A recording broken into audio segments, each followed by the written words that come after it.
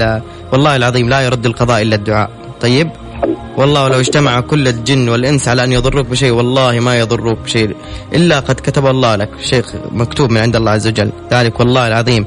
شوف أنا بوصيك شيء، أنت تسمعني الآن يعني قفل عشان تسمعني من الراديو وتسمعني وأقول لك الكلمات هذه وقولها. طيب وشوف إذا كنت مؤمن متيقن 100% أنه في الله عز وجل هو الذي يستجيب الدعاء، هو كاشف الغم والهم. يعني أنا أقول لك قصة أقسم بجلال الله وهذه شهادة وقدام الناس يشهدون علي أمام الله عز وجل. أنا اليوم تاريخ 25 رمضان، أنا السنة الماضية من تاريخ 25 رمضان يعني ابتليت بشيء في 25 رمضان السنة الماضية، أقسم برب العزة والجلال أنه ما فرج إلا في هذا الرمضان. كنت في حياة اكتئاب واليوم هو ذكرى عندي اليوم، حتى أنا محتفل في هذا اليوم قسما بالله.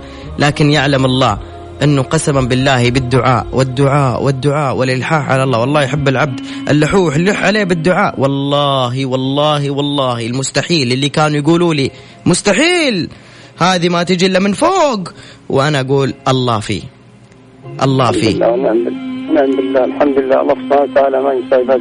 طيب فشوف في قدر ما نستطيع من الدعاء.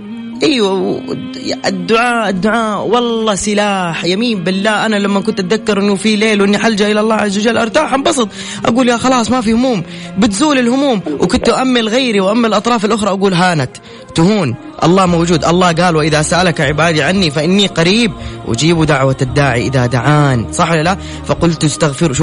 شوف هنا سلاح، شوف يعني زي اللي يعطيك مؤونة. فقلت استغفروا ربكم إنه كان غفارا. شوف هذا العام اللي تعمل فيه، يرسل السماء الهدايا، يرسل السماء عليكم مدرارا ويمددكم بأموال وبنين ويجعل لكم أنهارا، صح؟ بعدين إيش العتاب من الله الحبيب؟ إيش يقول؟ ما لكم لا ترجون لله وقارا، صح؟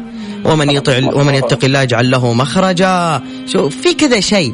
لكن أي الدعاء والاستغفار دائما. أنا الكلمة اللي قلبت موازين حياتي، يعني أنا ماني شيخ ولا داعي لكن أحكي من تجربة والله، وكنت ناوي أخصص حلقة بس أحكي على هذا الشيء وكنت بصورها يوتيوب، بس خلنا أقولها شيء.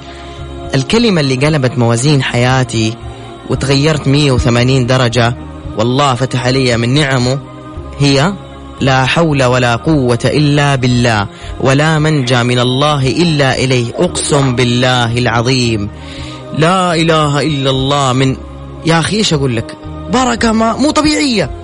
بس ادمن عليها، مش تعمل 100 وتسكت، لا أنا أمسك السبحة خلاص ادمن لا حول ولا قوة إلا بالله ولا منجى من الله إليه. ثم الصلاة على النبي صلى الله عليه وسلم، وأيضا مش ثم طبعا ما هو بالترتيب، والصلاة على النبي صلى الله عليه وسلم واستغفر الله دائما. وادعوا معي هذا الدعاء الآن. قفل واسمعني من الراديو. طيب الله يفرج همك. طيب الدعاء شوف، قول يا ودود يا ذا العرش المجيد يا فعالا لما تريد، لك الحمد ولك الشكر على جميع النعم.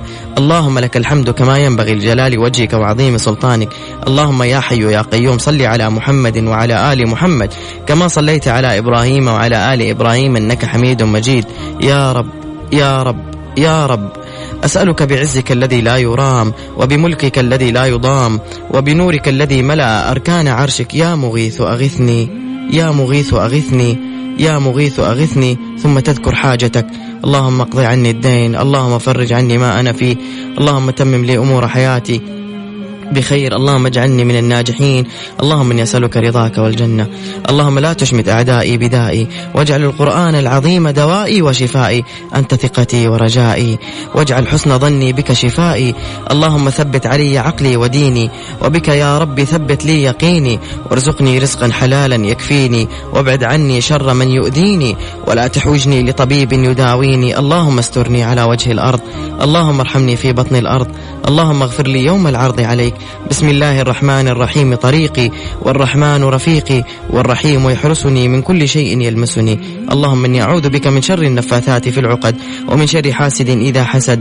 اللهم إني عبدك ابن عبدك ابن أمتك ناصيتي بيدك، ماض في حكمك عدل في قضاؤك. أسألك بكل اسم هو لك سميت به نفسك، أو أنزلته في كتابك، أو علمته أحدا من خلقك، أو استأثرت به في علم الغيب عندك، أن تجعل القرآن ربيع قلبي ونور صدري وجلاء حزني وذهاب همي. اللهم يا مسهل الشديد، ويا ملين الحديد، ويا منجز الوعيد، ويا من هو كل يوم في أمر جديد، أخرجني من حلق الضيق إلى أوسع الطريق، بك أدفع ما لا أطيق، ولا حول ولا قوة إلا بالله العلي العظيم.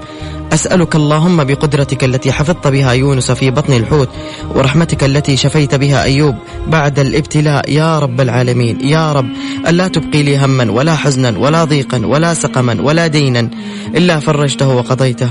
وإن أصبحت بحزن فأمسيني بفرح، وإن نمت على ضيق فيقظني على فرج، وإن كنت بحاجة فلا تكلني إلى سواك، وأن تحفظني لمن يحبني وتحفظ لي أحبتي.